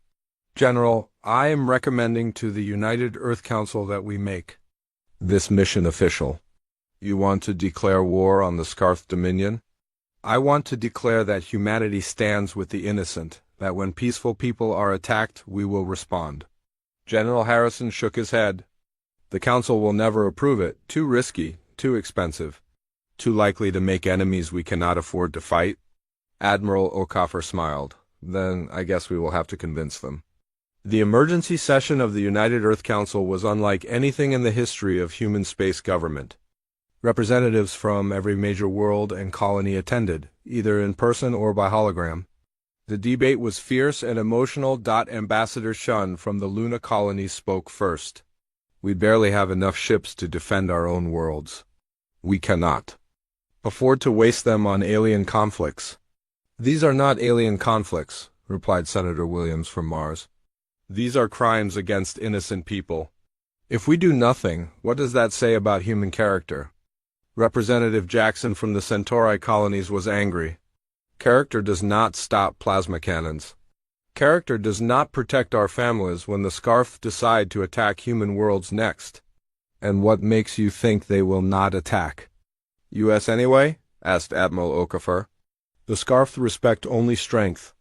If we show them we are willing to fight for our friends, they might think twice about making us their enemies. The debate continued for hours. Some representatives wanted to recall all human ships immediately. Others wanted to send the entire Earth Defense Fleet to Kepler 442b. Most wanted some middle ground that would satisfy everyone and accomplish nothing. Finally, President Martinez called for order. She was an older woman who had led Earth through 2 previous crises. She had the kind of authority that made people listen when she spoke. I have been reading reports about this situation for the past 12 hours, she said.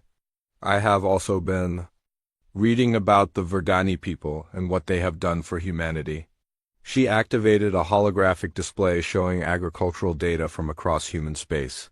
Food production on New Kansas increased by 400% after they started using Verdani techniques. The colony went from barely surviving to exporting food to 6 other worlds. Similar stories exist on dozens of human settlements. These people have helped us in practical ways that have saved millions of human lives. They did this freely, without being asked, without expecting anything in return. Now they are dying while we debate whether helping them is convenient. President Martinez paused and looked around the room at the assembled representatives. There are moments in history when a species defines itself. When we choose what kind of people we want to be, this is one of those moments. I am authorizing Admiral Okafor to coordinate with the human ships. Already en route to Kepler 442b. Any captain who wants to join this mission will be considered to be acting under official Earth Defense authorization. The vote was closer than Admiral Okafor had hoped, but humanity committed to action. Within hours, the authorization codes went out to every human ship in space. Captains who had been risking court-martial were suddenly operating under official orders. The response was immediate and overwhelming. The cargo ship Big Sky dumped its load of mining equipment and converted its cargo bays into weapon mounts. The passenger liner Star Princess evacuated its tourists at the nearest station and joined the growing fleet. Even the tiny courier ship Quicksilver, barely big enough for a crew of 3, changed course for Kepler 442b. Captain Maria Santos of the heavy cruiser Buenos Aires received the authorization while her ship was on patrol near the outer colonies. She did not hesitate. Within an hour, her ship was pushing its engines to maximum speed, racing to join the others. "Why are we doing this?"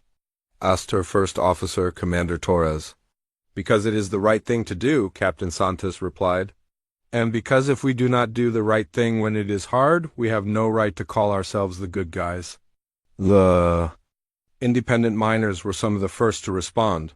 These were rough people who worked in dangerous places and lived by their own rules. But they understood something that the politicians sometimes forgot. When someone was in trouble, You helped them. Captain Jim McKenna of the mining ship Rough Diamond was hauling or from the asteroid belt when the message came through. He looked at his crew of 12 miners and asked for a vote. We could lose our ship, he told them. We could lose our lives. We could lose everything we have worked for. But there are people out there who need help, and we might be the only ones who can give it. The vote was 12-0. The Rough Diamond changed course. Similar scenes played out across human space. Corporate executives authorized their security. Fleets to join the mission. Colonial governors released their defense ships. Independent traders abandoned profitable cargo runs to answer the call. Dr. Elena Vasquez, still aboard the Defiant Curiosity as it raced toward Kepler 442b, monitored the communications from the growing fleet. She had never seen anything like it in her years of studying alien cultures. Captain Rivera, we now have over 300 ships confirmed en route. Captain Rivera looked up from the tactical displays he had been studying. 300? Are you sure? Yes, sir. Everything. From heavy cruisers to cargo haulers.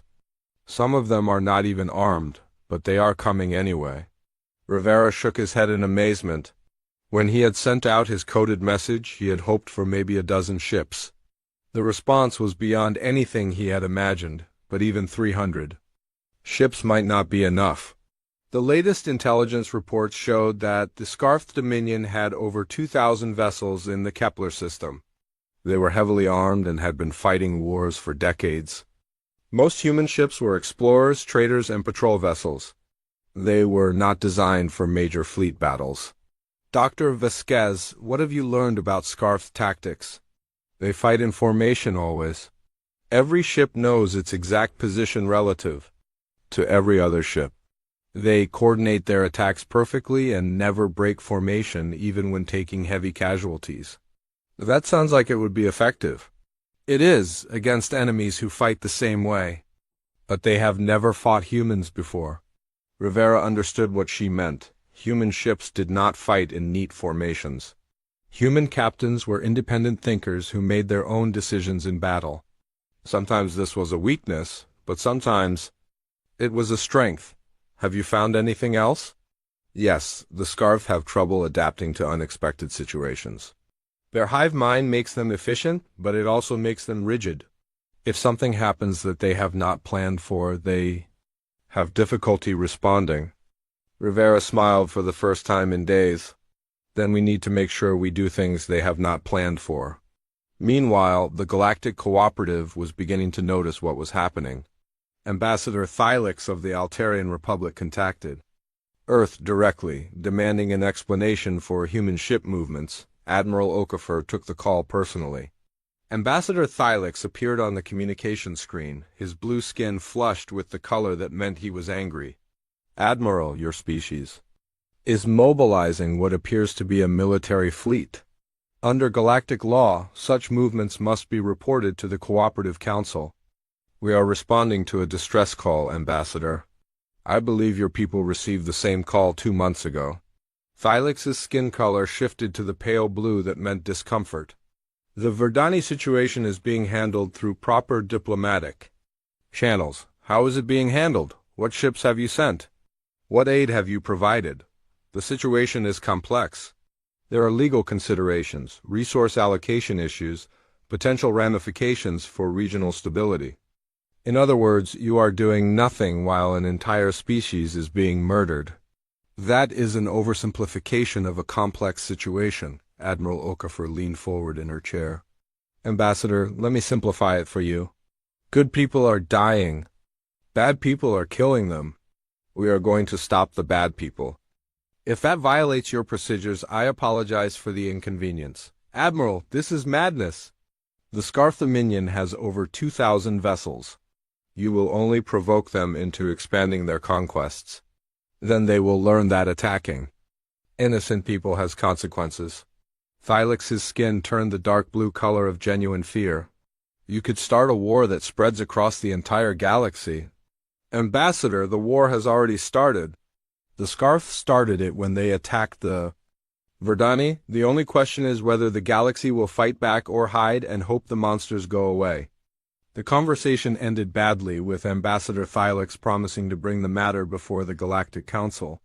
Admiral Okafor was not worried. By the time the Council finished debating, the human fleet would already be at Kepler 442b, across human space. The final ships were joining the fleet. The heavy cruiser Washington changed course from its patrol near the vegan border. The assault carrier Eagle abandoned its training mission and raced to join the others. Even the ancient battleship Midway, supposedly retired and used only for ceremonies, powered up its engines and headed for battle. Captain Sarah Williams of the patrol ship Gettysburg was among the first to reach the meeting point. Empty system. 2 light-years from Kepler 442b. She watched in amazement as ship after ship dropped out of hyperspace. Military vessels, cargo haulers, passenger ships, mining craft, exploration vessels.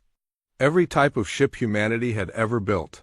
"I have never seen anything like this," her first officer said.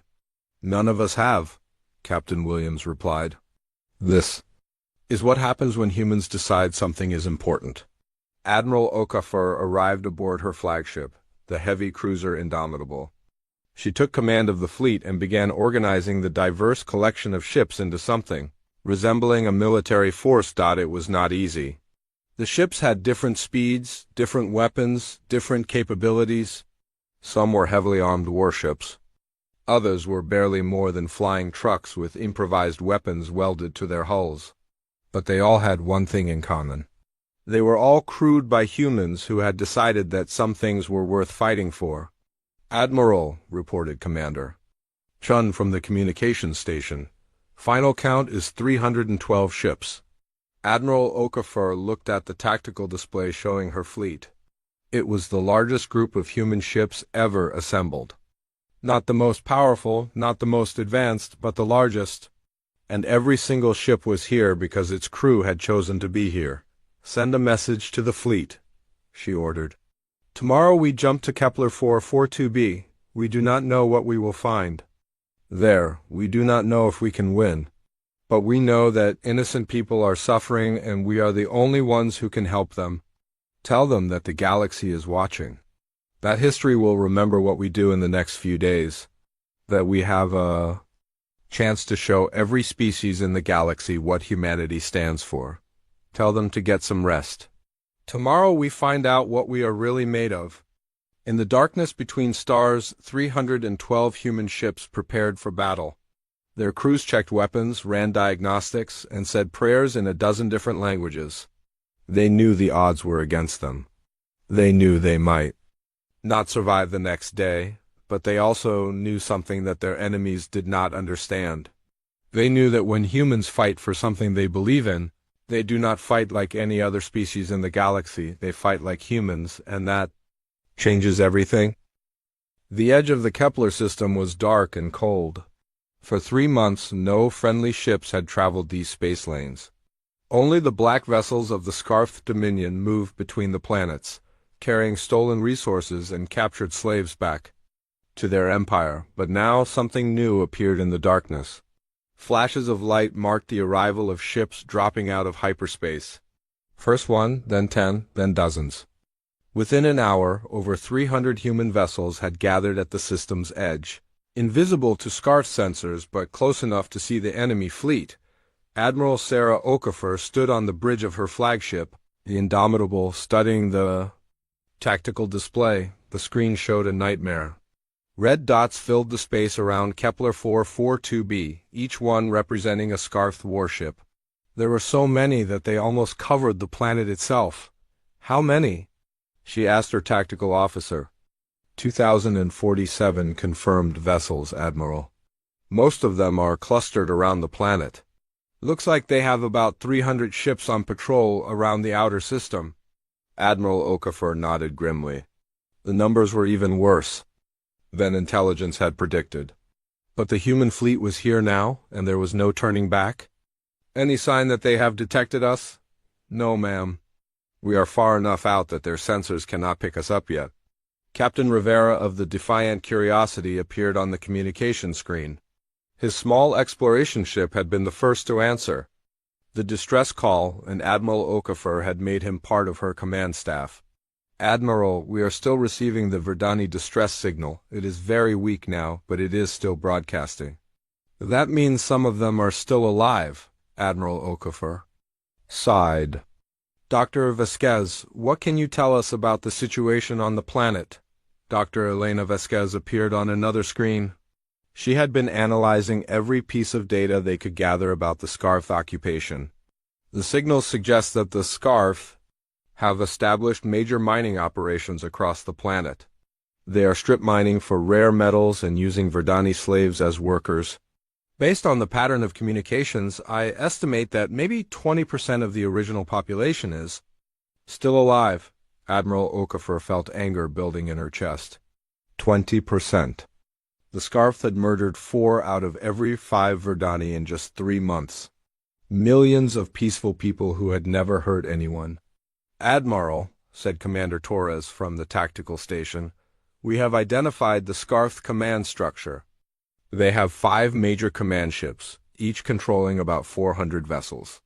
The largest one appears to be in orbit directly above the main population center. Weapons analysis?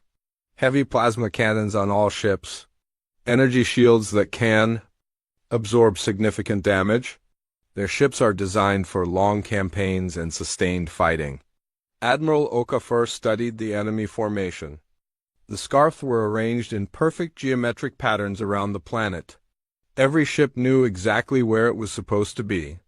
It was efficient and orderly, just like everything else about the Scarf. Dr. Vasquez, you said that the Scarf have trouble adapting to unexpected situations. What exactly does that mean? Their hive mind makes them incredibly coordinated, but it also makes them inflexible. They plan their battles in advance and execute those plans perfectly. But if something happens that they did not plan for, they have difficulty changing their response. So we need to do things they have not planned for, exactly. But Admiral, there is something else you need to know. I have been monitoring Scarf communications.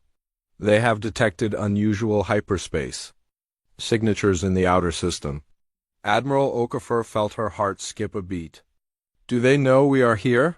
Not exactly. But they know something is coming. They are bringing more ships from other parts of the system to investigate. The tactical display updated to show Scarf patrol groups moving toward the human fleets.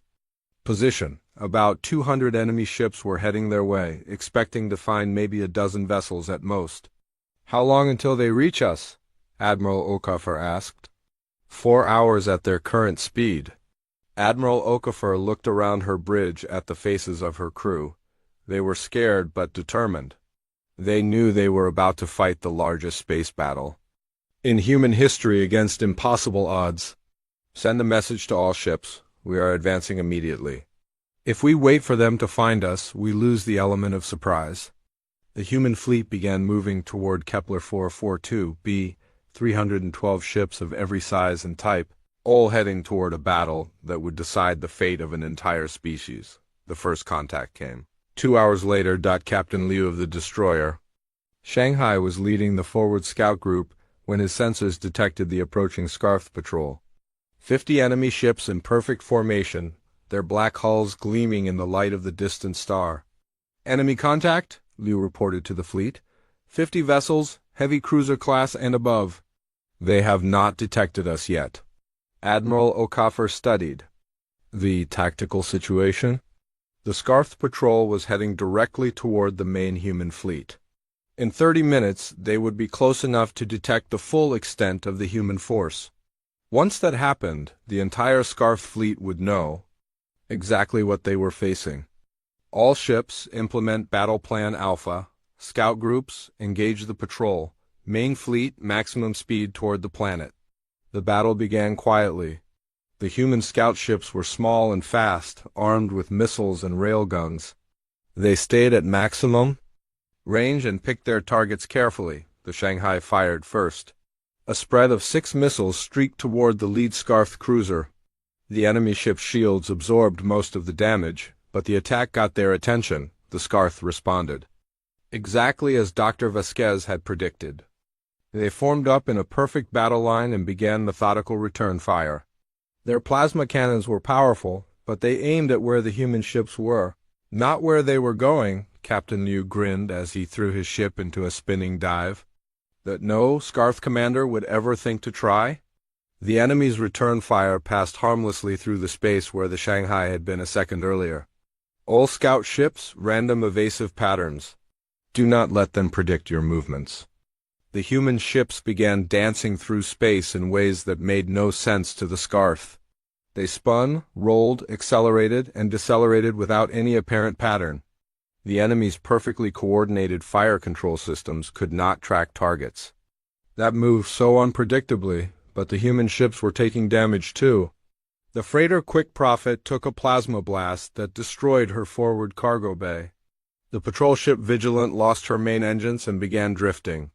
The converted liner Star Explorer was hit 3 times and began venting atmosphere. We cannot hold them much longer, Captain Liu reported. We need support. Reinforcements coming, Admiral Okafor replied. Hold your positions for 10 more minutes. The second wave of human ships arrived just as the scout group was about to be overwhelmed. 20 heavy cruisers and destroyers, led by Captain Santos aboard the Buenos Aires, the Scarf Patrol found themselves caught between 2 human forces. Captain Santos had studied the enemy formation and identified their weakness. The Scarf ships were so focused on maintaining their perfect battle line that they could not respond quickly to attacks from multiple directions. All ships, target the command vessel in the center of their formation. Concentrate all fire. 40 human ships opened fire on a single Scarf cruiser. The enemy's shields held for almost 30 seconds before collapsing. The ship exploded in a brilliant flash of light. The destruction of their command ship sent confusion through the Scarf Patrol. Without central coordination, the individual ships began firing randomly. Some tried to retreat. Others continued attacking the human scouts. A few just stopped moving entirely. Captain Santos pressed the attack. All ships, pick your targets. Do not let them reorganize. The battle lasted another 20 minutes. When it was over, 47 Scarf ships had been destroyed. The human fleet had lost 8 vessels with 12 more heavily damaged. But the real victory was not the ships destroyed. The real victory was the message that went out across Scarf communication networks. The patrol group's final transmission before being destroyed was simple but terrifying. Unknown enemy fleet. Estimated strength over 300 vessels. Engaging with unconventional tactics. Request immediate reinforcement. War Master Kethver of the Scarf Dominion received the message aboard his flagship, the massive dreadnought Death's Edge. He had been overseeing mining operations on the planet's surface when the report came in. 300 ships? He said to his tactical coordinator.